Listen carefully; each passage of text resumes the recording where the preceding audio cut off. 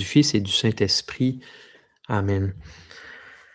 Oh, mon Seigneur et mon Dieu, je t'aime, je t'adore, je te demande de nous visiter par ton esprit, d'envoyer ton esprit pour nous éclairer, éclairer notre conscience, afin que nous prenions toujours les bonnes décisions, de faire ce qu'il te plaît seulement. Amen. Alors, aujourd'hui, on aborde un thème très important pour le chrétien, la moralité des actes. Grossir, Alex? Ouais, je vais tout grossir ça. Ça peut être ça. Moi, je vais tout grossir ça. Voilà. Ah, Bon ça, hein? parfait. Alors, la moralité des actes. Alors, on explore en fond et en large ce que ça veut dire, les fondements de la morale, dans le fond. Hein? Alors, quand on pose un acte, il y a plusieurs éléments qui entrent en ligne de compte qu'il faut considérer. Il y en a 3 qu'on appelle les sources de la moralité ou les éléments de la moralité. Il y en a 3 qui sont là. Alors, le premier, c'est l'objet lui-même, l'objet de l'acte. Ça veut dire l'acte en soi, la chose elle-même qu'on est en train de faire. Cette chose-là, elle peut être d'elle-même, bon ou mauvaise, indépendamment de la personne ou des circonstances. Okay? Fait que c'est une chose, c'est ce qu'on est en train de faire. La deuxième source, c'est l'intention. Ça concerne le cœur de la personne. L'intention, vous le savez, c'est le but visé. C'est un mouvement qui vient de la volonté. Qu'est-ce que je veux faire par cet acte-là? Et troisièmement, les circonstances. Alors, les circonstances, c'est les éléments extérieurs. Les éléments extérieurs aggravent ou atténuent la bonté ou la malice d'un acte. Donc, une première chose, ça va être de considérer que les circonstances ne peuvent pas changer la qualification morale de l'acte. Alors, si un acte est bon, les circonstances ne peuvent pas le faire devenir mauvais en soi. Parce que l'acte en soi, il est bon ou mauvais indépendamment des circonstances. Mais ils peuvent juste aggraver ou atténuer. Okay? Vous comprenez la nuance? De même, évidemment, un acte mauvais ne peut pas devenir bon par magie à cause des circonstances. OK? La même façon que pour l'intention, c'est un peu la même chose, c'est-à-dire que l'intention ne peut pas à elle seule changer la nature de l'acte. OK? Alors, une bonne intention ne fait pas que l'acte lui-même va devenir bon, s'il est déjà mauvais à la base. OK? Alors, la grande idée derrière ça, là, c'est que pour qu'un acte soit bon, c'est ça qu'il faut se mettre dans le coco, puis qu'on aurait dû nous enseigner là, depuis longtemps, c'est que pour qu'un acte soit bon, il faut que ces 3 étapes-là soient bonnes. OK? Ensemble. S'il y en a une de ces étapes-là qui ne fonctionne pas, qui est pas correcte, qui n'est pas bonne, ça ne marche pas. L'acte n'est pas bon, il ne faut pas le faire. OK? Alors maintenant, juste une note sur l'acte en soi. OK? Aucun acte n'est absolument bon en toutes circonstances. Ça, c'est vraiment étrange à l'esprit de penser que ça n'existe pas du point de vue de la théologie catholique, là, même du point de vue de la réalité. Il n'y a aucun acte qui est bon en toutes circonstances, de lui-même. Les actes sont plutôt neutres, en fait. La plupart sont bons.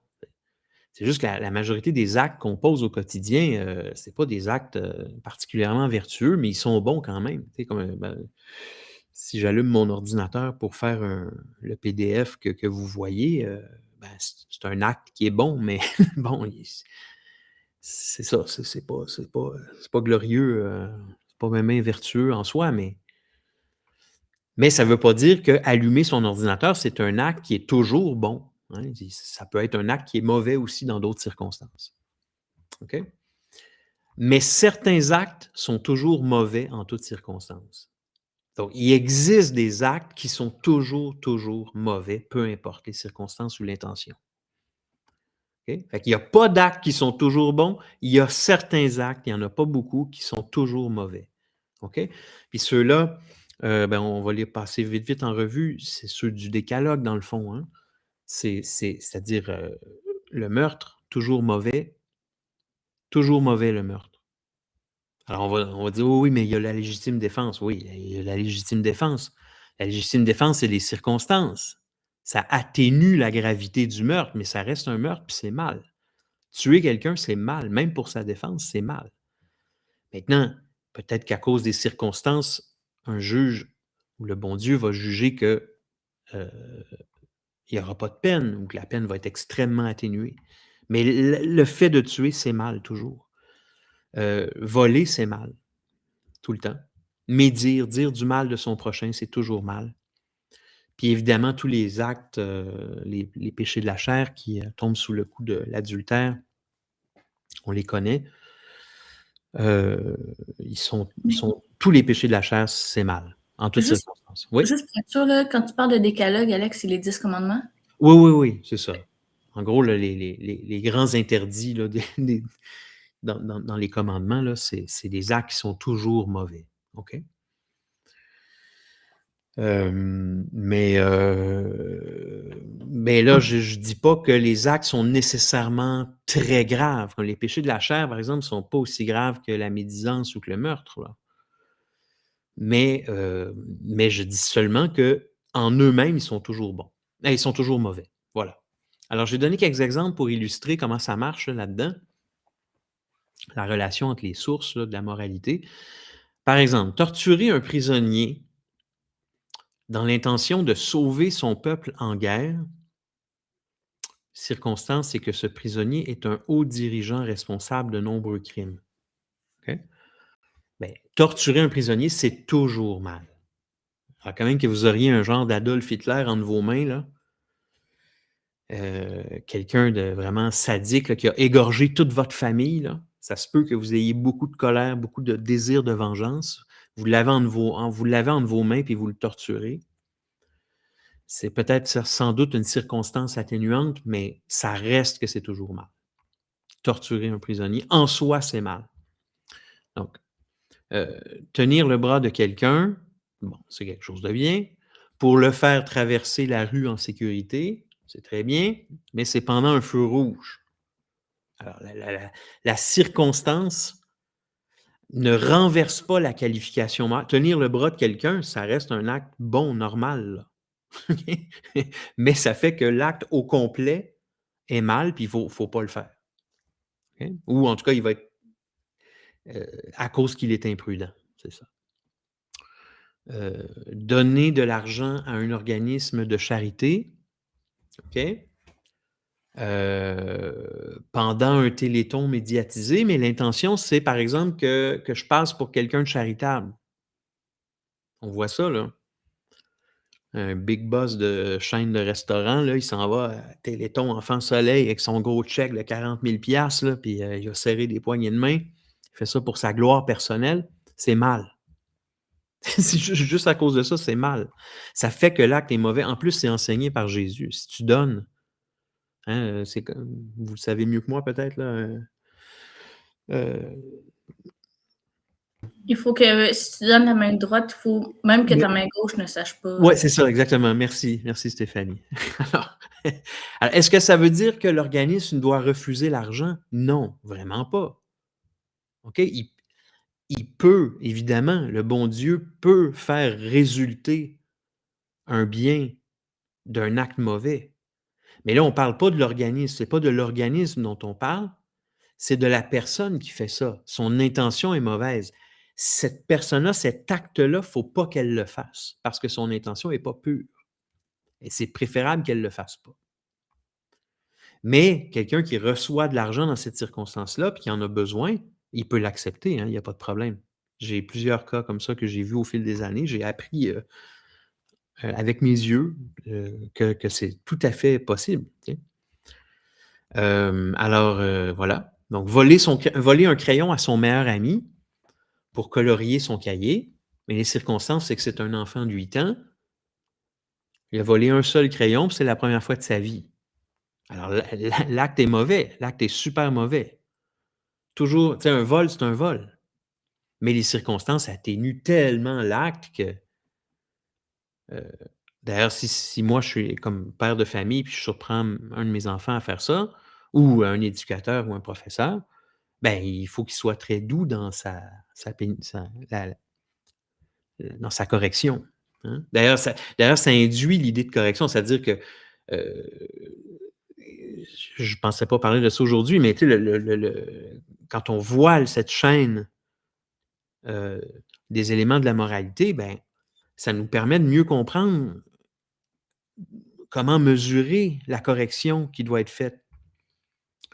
Évidemment, c'est un enfant, il a juste volé pour son bon, on va être doux dans notre correction. Il a pas volé une banque, hein. Puis j'en ai rajouté un qui est, où tout est bon. Il me fait rire. Alors, se réunir entre amis, c'est très bien en soi. Pourquoi? Pour prier le bon Dieu. Puis les circonstances, c'est dans un parc public partant ensoleillé. Alors, c'est d'actualité. Alors, il y a rien de mauvais là-dedans. Tout est parfaitement bon. C'est un acte pleinement bon. Aucune ombre au tableau. Alors, souvenons-nous-en parce qu'on va peut-être en avoir besoin dans notre vie. Alors, voilà. Maintenant, dans cette chaîne de moralité, il y a d'autres éléments qu'il faut tenir en compte. Il y a les passions, qu'on appelle aussi les sentiments dans le langage courant, les passions humaines et la conscience morale. Puis je veux surtout m'attarder à la conscience, mais un mot sur les passions. Donc les passions, on les a dans le cœur, c'est la disposition de notre âme, heu, dans le moment présent. Les principales passions, c'est celles-là ici, je les ai mises là. C'est l'amour, la haine, le désir, la crainte, la joie, la tristesse ou la colère. Là, c'est pas la colère en tant que péché, c'est vraiment la colère comme passion, comme un sentiment de colère, OK? Heu, En elles-mêmes, elles ne sont ni bonnes ni mauvaises, OK? Les passions, c'est pas du tout ni bon ni mauvais. C'est tout simplement qu'il faut qu'elles soient bien réglées, il faut qu'elles soient bien ordonnées au bien que l'on veut faire. Parce que elles peuvent, dépendamment si elles sont bien ordonnées ou non, elles peuvent contribuer au bien ou elles peuvent contribuer plutôt au mal. OK? Je donne un exemple. Par exemple, la haine. La haine, ça peut être une très bonne chose, hein. J'ai une haine profonde pour tout ce qui dégrade l'être humain. Tout ce qui dégrade la dignité de la personne, je hais cette affaire-là, j'haïs ça, tu sais? Ben, c'est très bien la haine, hein? Donc haïr ce qui est mal, c'est bien. Désirer ce qui est bien aussi, hein? La crainte du mal, c'est bien. Se réjouir de ce qui est bien, c'est bon aussi, hein? Mais si c'est le contraire, si je me mets à haïr ce qui est bon, puis à désirer ce qui est mauvais, puis à avoir peur de ce qui est bon, puis à me réjouir de ce qui est mauvais, ben là, mes passions ne sont pas bien ordonnées, OK? Donc il faut prendre en compte les passions aussi dans notre vie morale, OK? Il faut demander l'intercession, faut demander, la grâce de Dieu de bien ordonner nos passions qui peuvent être toutes bonnes. Ça peut tout être bon à condition que ça contribue au bien. Et là, pour le reste de la catéchèse, je veux parler de la conscience morale. C'est vraiment important. La conscience, c'est ce qui, ben, on va le définir, mais il va falloir comprendre que chacune des sources de la moralité dont on a parlé, doit être passée en revue par la conscience morale. J'ai dit tantôt, la grande idée, c'est que les 3 éléments doivent être bons pour que l'acte soit bon dans son ensemble. Alors la conscience morale a un rôle à jouer pour chacun d'eux, OK? Fait qu'on va regarder ça un petit peu. Hem, donc la conscience morale, c'est quoi? Je donne la définition de Pie XII en 52 qui a été reprise aussi dans le Concile de Vatican II. Alors, la conscience, c'est le centre le plus intime et le plus secret de l'homme, où il est seul avec Dieu et où sa voix se fait entendre. Alors, c'est ça, c'est ce lieu, c'est le lieu dans le cœur où on est avec Dieu et où on entend sa voix. Donc, c'est le lieu où va se prendre les décisions, les grandes décisions. Donc, il va falloir qu'on décide, est-ce que l'acte que je m'apprête à faire ou que j'ai fait dans le passé, que ça soit passé, présent ou futur, est-ce que c'était un acte bon ou mauvais? Comment est mon cœur? C'est ma conscience qui va dire ça. Comment est mon cœur? Est-ce que mon intention, elle est bonne, elle est pure? Quelles sont les circonstances? Est-ce que les circonstances sont favorables? Est-ce que les circonstances se prêtent à l'acte que je vais poser ou que j'ai posé? Donc, euh, donc, le rôle de la conscience est de porter un jugement sur les actes, sur chacun des éléments des actes moraux. Okay? La conscience enjoint d'accomplir le bien et d'éviter le mal. Elle demande une capacité d'intériorité. On peut démêler un peu ces choses-là. Première chose, j'ai mis en jaune parce que c'est vraiment important. Une confusion là aujourd'hui sur le sens du mot jugement, sur le fait de juger. Jésus nous dit de ne pas juger, par exemple. Alors, évidemment, il ne parle pas du jugement de la conscience. OK? Alors, est-ce qu'on a le droit de juger? Oui, on a le droit de juger, mais il faut savoir quoi. OK? On juge les actes. Okay? C'est les actes qu'on juge. On peut toujours juger des actes. Ça, c'est juger dans le sens d'évaluer. Okay? C'est le rôle de la conscience de faire ça. Ce qu'on ne peut pas juger, par contre, c'est le cœur des autres. Pourquoi on ne peut pas juger le cœur des autres? Pourquoi c'est mal de juger? Ça, dans ce sens-là, c'est ce sens-là que Jésus veut nous donner quand il dit « ne jugez pas et vous ne serez pas jugés ». Donc, pourquoi on ne peut pas juger le cœur des autres? C'est précisément parce que la conscience de mon prochain, là, c'est le lieu intime où il est seul avec Dieu. Je n'ai pas à voir là-dedans. Je ne peux pas entrer là-dedans. Ce n'est pas possible d'entrer là-dedans. Ça ne concerne que lui et Dieu. OK? Mais là, il y a beaucoup de confusion autour de ça, surtout que le fait qu'on est seul avec Dieu dans notre conscience, on s'imagine qu'on peut prendre n'importe quelle décision parfois, ou des gens pensent qu'ils peuvent prendre n'importe quelle décision, parce que, tu sais, le bon Dieu est d'accord avec moi, tu sais. Alors ça, par exemple, parler comme ça serait avoir une conscience mal formée. Mais on va explorer ça un peu plus. Donc, le rôle de la conscience de porter un jugement. La conscience enjoint d'accomplir le bien et d'éviter le mal. Elle demande une capacité d'intériorité. Donc, on voit ça beaucoup aujourd'hui. Des gens qui vont poser des gestes d'une façon, nous aussi, ça nous arrive, d'une façon impétueuse ou spontanée. Ça demande de l'intériorité. Il faut être capable de s'arrêter puis de prendre un moment pour s'interroger. Tu sais, pareil comme notre ami Milou, là. OK? C'est vraiment une magnifique illustration de ce lieu de la conscience. Ouais, mais alors Milou prend un moment d'intériorité, OK? Et il laisse la voix de Dieu lui parler, mais il a envie d'écouter aussi la voix de l'autre, du démon, ou la voix, sa voix propre à lui, sa volonté propre. Hein? Donc, c'est un lieu de débat, la conscience, aussi. C'est un lieu de tiraillement comme ça. Et là, pour régler ces questions-là, il faut prendre un moment pour s'arrêter, pour regarder ça. Capacité d'intériorité. Alors, le jugement que la conscience porte, ça peut être un jugement droit quand c'est en accord avec la raison et la loi divine, ou un jugement erroné si le jugement suit les passions, comme mon goût personnel, les tentations du monde, ou aussi par ignorance. On peut porter un jugement erroné par ignorance, évidemment. Ça aussi, je vais y revenir. Juste un mot sur la loi divine. En conscience, le jugement doit être porté en vérité, en accord avec la raison, notre propre raison et la loi divine. Ça, c'est parce que Dieu a inscrit déjà dans le cœur de toute personne la loi. OK? Tout le monde, en naissant, a reçu la loi de Dieu.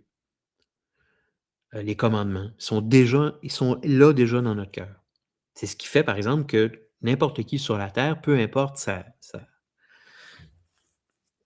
religion, sa culture, sait très bien que voler, c'est pas bien. Que mentir, c'est pas bien. Que tuer, c'est mal. Alors, et même si quelqu'un grandit avec l'habitude de mentir, par exemple, reste encore une trace dans son cœur du fait que c'est conflictuel. Il y a quelque chose qui n'est pas tout à fait normal dans le fait de mentir. Alors, on porte ça en nous, cette affaire-là. Alors, la loi, elle est inscrite déjà dans notre cœur. Et c'est pour ça qu'un jugement droit, c'est un jugement qui est en accord avec cette loi divine. OK? Si le jugement n'est pas en accord avec la loi divine, il va y avoir une trace qui va rester dans le cœur. Je vais y revenir tantôt.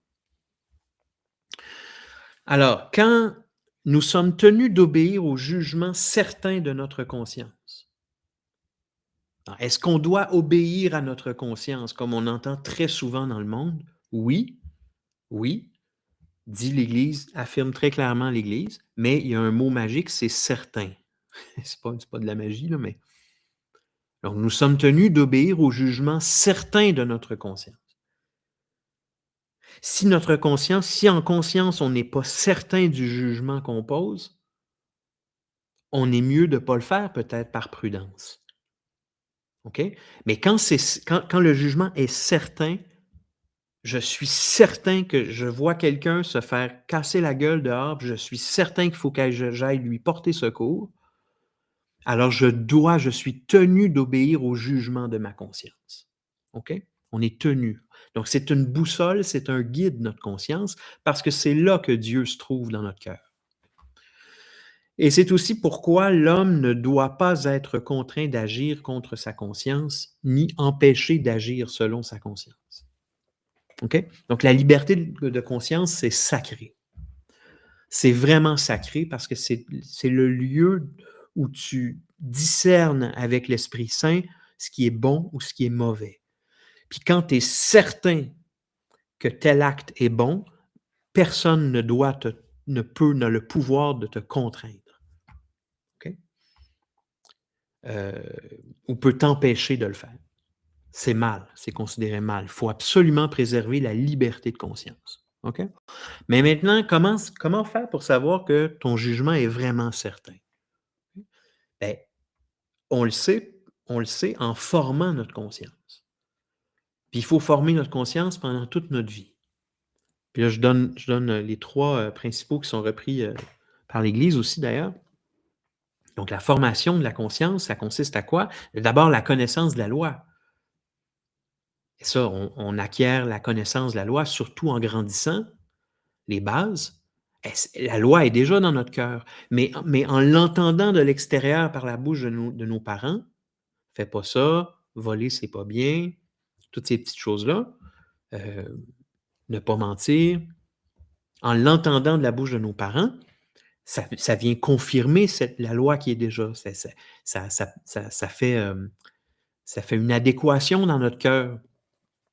Alors, ça commence comme ça quand on est jeune, mais à mesure qu'on grandit, il faut parfaire notre formation, puis c'est ce qu'on fait encore aujourd'hui, adultes. On continue d'apprendre, de mieux connaître la loi. Ça peut concerner même les lois civiles, hein, par exemple. On dit que nul n'est censé ignorer la loi. Donc, connaître la loi, ensuite la mettre en pratique. S'habituer à la mettre en pratique, là, ça aussi, ça forme la conscience. Quelqu'un qui est habitué de mener une vie droite, de s'exercer à mener une vie droite, il discerne beaucoup plus facilement ce qui est bon de ce qui est pas bon. Il est habitué d'être à l'écoute de sa conscience. Cette intériorité dont je parlais tantôt, là, on la met en pratique. Ensuite, il y a l'examen de conscience. Donc, l'habitude de prendre un moment tous les jours, si possible, pour examiner notre conscience. Est-ce que j'ai fait le bien aujourd'hui? Est-ce que je me suis comporté droitement? Est-ce que j'ai prononcé des mauvaises paroles envers quelqu'un? Donc, tout cet exercice-là aussi participe à la formation de notre conscience. Voilà. Ensuite, conséquence du jugement erroné. Pardonne-leur car ils ne savent ce qu'ils font. Alors, j'ai dit tantôt, le jugement erroné, c'est un fruit, c'est un mauvais fruit, si on veut, souvent des passions qu'on a dans le cœur, des mauvaises passions pas bien ordonnées, des tentations du monde, mais aussi beaucoup de l'ignorance. Et l'ignorance pardonne beaucoup. Pardonne-leur car ils ne savent ce qu'ils font. Alors, vraiment, ce qu'on ne sait pas, ben, ça peut difficilement nous être reproché. Ça se comprend, tu sais. Mais l'ignorance ne pardonne pas tout. Alors, il y a 2 types d'ignorance qu'il faut discerner dans notre esprit. Puis il faut être honnête avec ça. Il faut être honnête dans notre cœur. La première, c'est si la personne est responsable de son ignorance. Alors, si tu ne sais pas quelque chose, mais que c'est par ta propre faute que tu ne le sais pas, ben, tu es coupable, même si tu ne le sais pas. Je donne un exemple, hein, un excès de vitesse, après avoir omis de vérifier la limite de vitesse. Et tu dis au policier: «Je ne savais pas, monsieur l'agent, que la limite, c'était 50 ici». Ben, tu es responsable, c'est à toi de le savoir. Ça fait partie de ta responsabilité de savoir que tu es dans une zone de 50. Hein? Alors, quand tu es responsable de ton ignorance, tu es coupable. Alors, je dirais que c'est très fréquent, en fait. Souvent, à cause du péché originel, sans doute, dans notre cœur, tu sais, à cause de notre faiblesse, la faiblesse humaine, ben, souvent, on va plaider l'ignorance quand quelque chose, quand on fait un mal comme ça, tu sais, ce genre d'affaires-là, on plaide tout de suite l'ignorance, tu sais: «Je savais pas». Souvent, c'est vrai juste en surface, hein. En réalité, on aurait très bien pu savoir, mais on n'a pas fait l'effort de savoir. On n'est pas allé jusqu'au bout. Le Seigneur nous a notre amour de la vérité, notre amour de Dieu doit nous pousser à aller jusqu'au bout, vraiment jusqu'au bout. Il faut connaître au mieux de nos possibilités euh, la loi. Maintenant, si la personne n'est pas responsable de son ignorance, ça s'appelle l'ignorance invincible en théologie, l'ignorance qui est impossible de vaincre. Alors la personne est innocente dans ce cas-là, mais l'acte demeure mauvais. OK? L'acte demeure mauvais, ce qui fait que la personne doit corriger sa conscience. Souvent, c'est par là, par exemple, qu'on dit qu'on apprend de nos erreurs. Alors, si tu as fait une erreur parce que vraiment tu étais parfaitement innocent, tu ne savais pas quelque chose, et au moins en faisant l'erreur, là, tu as appris. Puis là, à partir de ce moment-là, tu dois corriger. Là, tu ne pourras plus après ça plaider l'ignorance si ça t'arrive encore. J'ai donné un exemple, je ne sais pas s'il est si bon que ça, mais bon, malheureusement, quelque chose que j'ai déjà, ou dont on a tous entendu parler, mais état d'ébriété à l'âge de 10 ans, hein, mais encouragé par les parents. Quelqu'un, par exemple, qui a grandi dans une famille où on dans une famille, ça brosse tout le temps, tu sais. Il a jamais rien vu d'autre ou vécu. C'est tellement fou que c'est normal, c'est juste normal, tu sais. Alors, dans la tête d'un jeune enfant, on peut parler d'ignorance invincible probablement, parce qu'il ne peut pas de lui-même penser que c'est mal, puisque tout le monde le fait. Mais à un moment donné, il y a quand même un déclic qui doit se produire dans son cœur, parce que la loi divine est quand même inscrite. Mais voilà, peut-être que mon exemple n'est pas le meilleur non plus, là. Alors, voilà. Maintenant, donc c'est ça. Quand on pose un acte, un jugement erroné, il reste une trace de ça dans le cœur. La conscience conserve Tu sais, la conscience qui est le lieu du jugement, elle conserve ce qu'on appelle le verdict de la conscience. Et c'est vraiment beau comment l'Église parle de ça. Et c'est ce qui fait que on le porte en nous, on le sait qu'on a fait quelque chose de mal. Puis ce verdict de la conscience demeure un gage de conversion et d'espérance. Alors, celui qui fait le mal, même endurci dans le mal, ben, gardons à l'esprit que cette personne-là a dans le fond de son cœur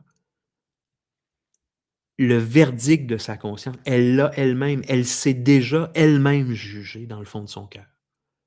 Et que ça peut être, ça, c'est une étincelle de conversion. Un jour, il peut avoir ce moment d'intériorité, un moment d'honnêteté où il va vouloir regarder en pleine face le verdict que sa conscience a déjà prononcé contre lui-même. Espérer une conversion. Maintenant, souvent, ce que ça laisse comme trace, ce que ça engendre, en fait, les jugements erronés, c'est ce qu'on appelle la honte ou la culpabilité. Dans le monde aujourd'hui, moi, j'entends ça très souvent, j'imagine que vous aussi, mais il n'y a pas très longtemps, je l'ai encore entendu dans ma famille. Quelqu'un qui dit avoir honte, mais c'est de la faute des autres. C'est le regard des autres. On pense aujourd'hui dans le monde que la honte ou la culpabilité, c'est à cause du regard des autres. Mais c'est pas vrai. L'origine de la honte, c'est la faute elle-même. Tu sais, quand Adam s'en va se cacher dans le buisson parce qu'il ne veut pas voir Dieu, il ne veut pas répondre de ses actes, c'est pas à cause du regard de Dieu qu'il y a de la honte. Ce qui a généré la honte en premier lieu, c'est sa faute. S'il n'y avait pas eu de faute, il n'y aurait pas eu de honte. Hein, d'ailleurs, Jésus lui-même nous parle comme ça. Hein, il dit, celui qui vient à la lumière n'a pas peur des ténèbres. Tu sais, c'est celui qui vient à la lumière. Si tu n'as pas fait de faute, il n'y a rien à se reprocher. Donc, on n'a pas de honte. Maintenant, c'est sûr que si j'ai fait une faute, puis que cette faute vient à être connue des autres autour de moi, bien là, ma honte va devenir manifeste. Alors, c'est ça qui nous dérange. C'est là que ça nous dérange. Alors, tant que les autres ne le savent pas, il n'y a pas de problème. Mais la seconde où les autres le savent, là, ça nous dérange. Alors, on cogne à la porte, je reviens tout de suite pour la fin.